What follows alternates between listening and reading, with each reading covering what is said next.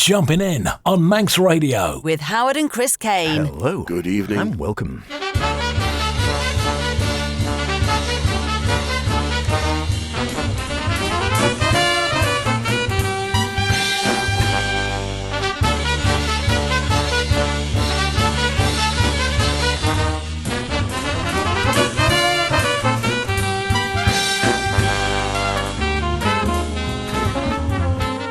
It's that time once again. Yes, it is a Friday evening, not crackerjack of course, but it's 9 o'clock. It is the best in modern and contemporary jazz, Jumping In with Chris and myself. It is indeed, and maybe we should get some Jumping In pencils. Pencils, good yes, idea. Just a thought. Welcome along to this week's show, and as you may have heard in the news, we lost another great elder statesman of jazz this week, the wonderful South African composer, pianist and band leader, Abdullah Ibrahim, formerly known as Dollar Brand. And tonight we'll bring you visit a few of perhaps his best known works along with our usual mix of recent releases. So H, what was your jumping off point for Abdullah Ibrahim, and do you have many to go-to favourites? And what other recent jazz has made it into your bag this week? You know what, yeah, we interviewed him many years ago. We might talk about that in a minute, but so many albums to go at, and I don't have as much as I thought I did, but there's some classics I really do enjoy. Bombella, I think, with the Gold Train with the WDR Big Band, and one I only came to quite recently, Neisner Blue, which is a solo after he went back to Cape Town with him playing various instruments, a long-form track. Thought I'd hear a little bit about that. Also in the CD player this week, really been enjoying a new, or relatively new oldie, but I've just been enjoying it this week, Branford Marsalis with the Belonging Quartet revisiting the classic Keith Jarrett album, and a new oldie from our old friend Michel Petrucciani. And from me, well, I'm reeling, I'm flying, but not in a Spitfire, sad to say. I'm dreaming, and to get things underway, here's Abdullah Ibrahim with Mandela.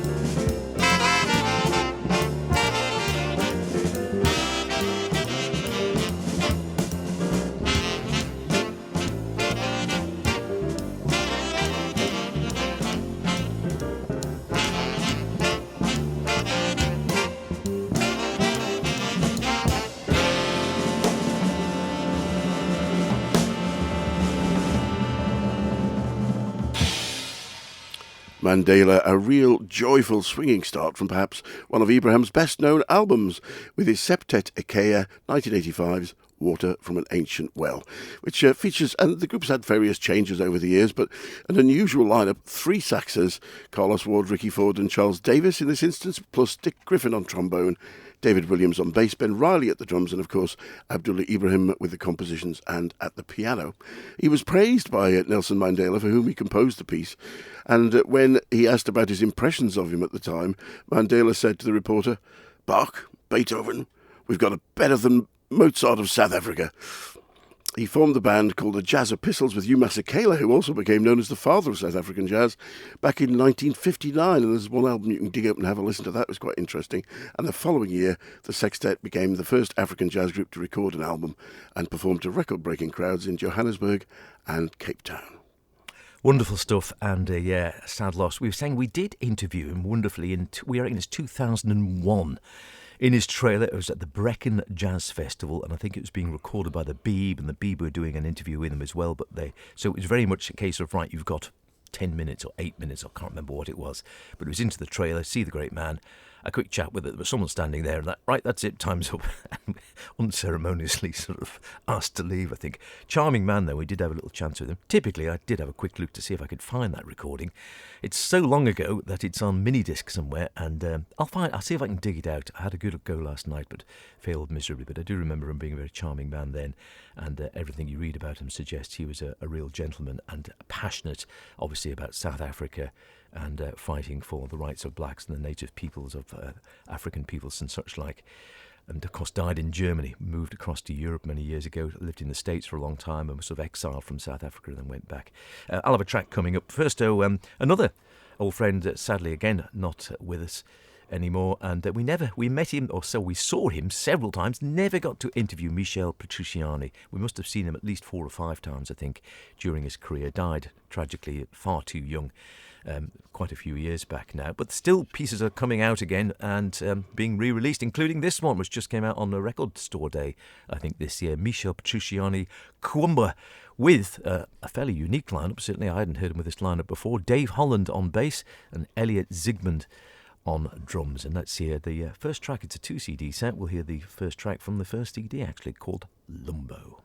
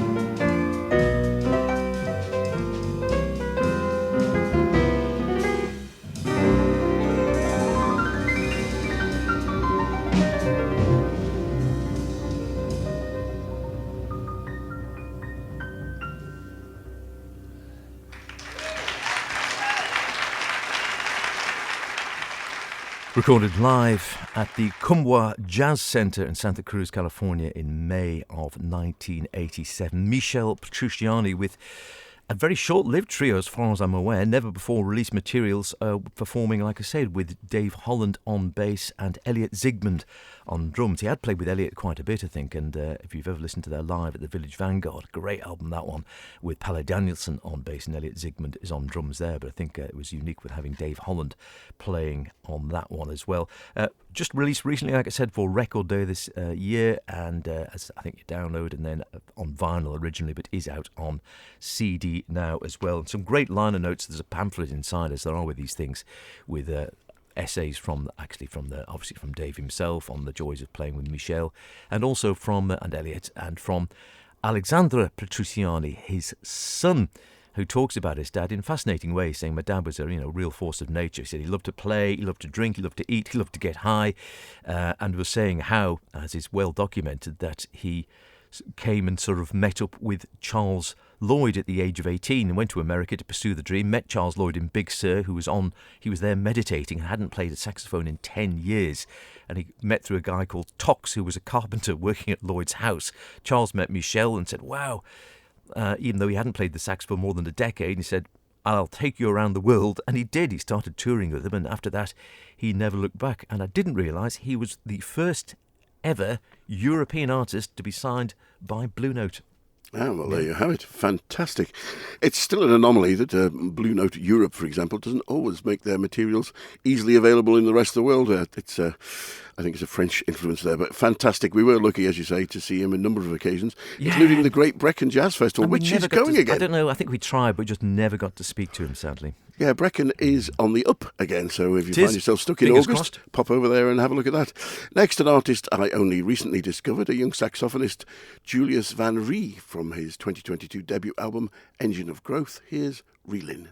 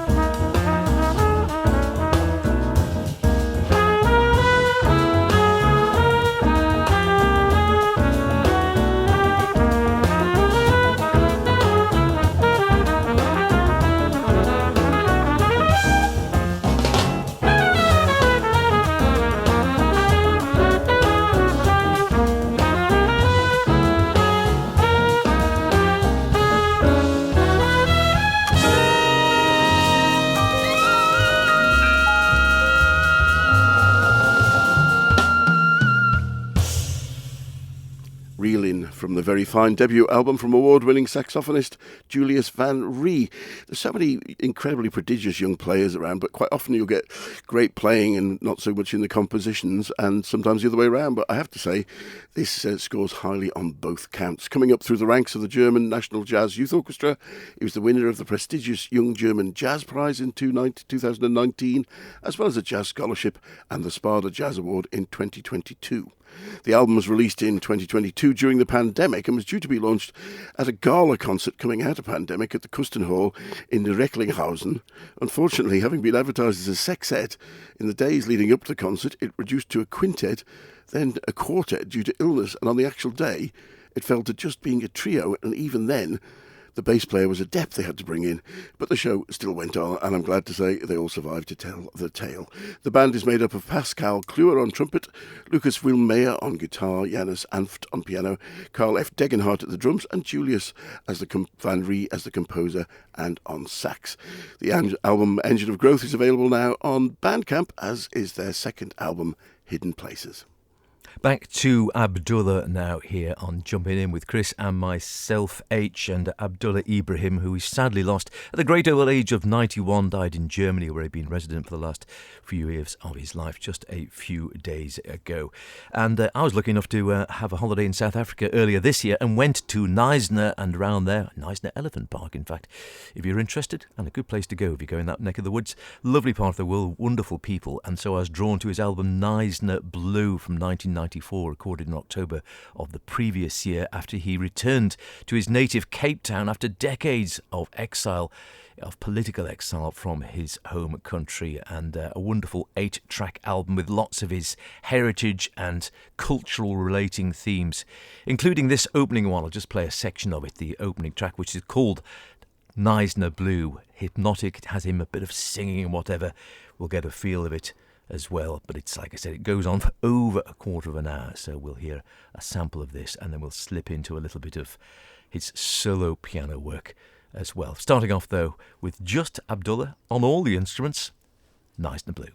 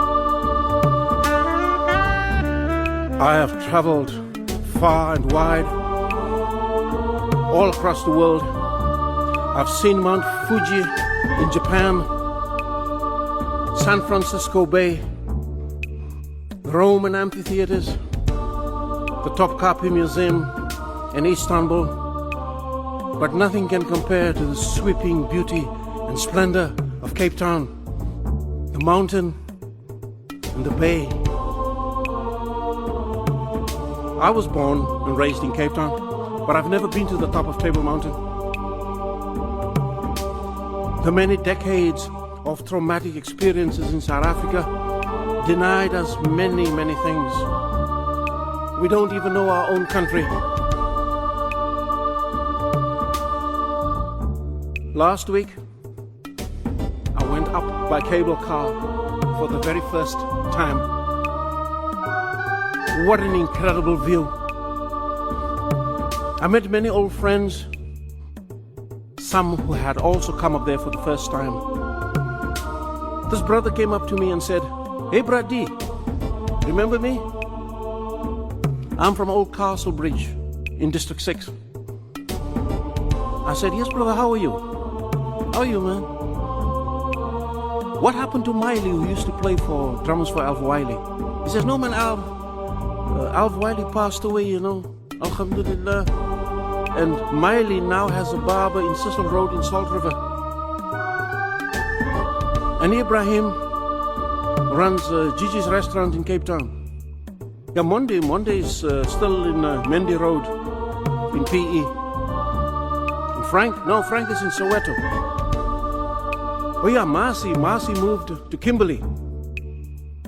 Kuku is still in Guguletu. And you know, a lot of the guys you can find Sunday morning flea market at Sunrise Beach in Muizenberg. Rashid still has the record shop at Kohino Record Shop right in Court Street in Johannesburg. I said, "What happened to your wife, Shireen? What happened to her? What happened to Shireen?" He became very sad and said, "I lost her, man. I lost her. The night she left, I got in my car and drove the whole night past Worcester, past Montague, Oudtshoorn, all those old little dorpies to Knysna.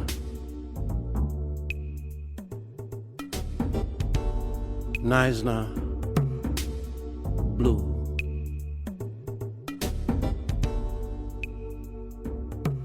Knysna blue.